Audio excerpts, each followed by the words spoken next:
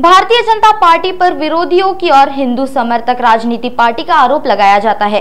इसी कड़ी में अब शरद पवार की राष्ट्रवादी कांग्रेस पार्टी ने इसी मुद्दे को लेकर बीजेपी पर निशाना साधा। एनसीपी के राष्ट्रीय प्रवक्ता क्लाइड क्रस्टो ने मुंबई में मीडिया को दिए अपने बयान में कहा कि भारतीय जनता पार्टी हमेशा धार्मिक राजनीति करती है और जनता इसका कभी समर्थन नहीं करेगी।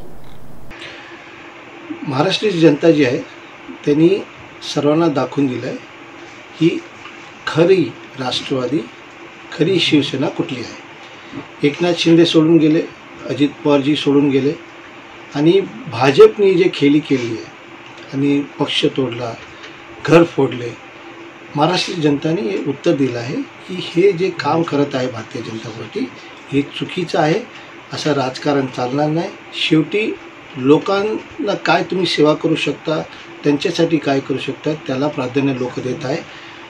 आज महाविकास आघाडीने एवढे चांगले सीट काढले, 30 सीट भेटले त्यांना।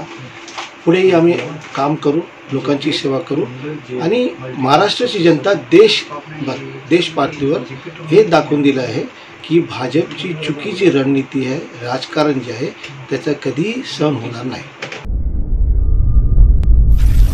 नागपुर समय, गली से दिल्ली तक।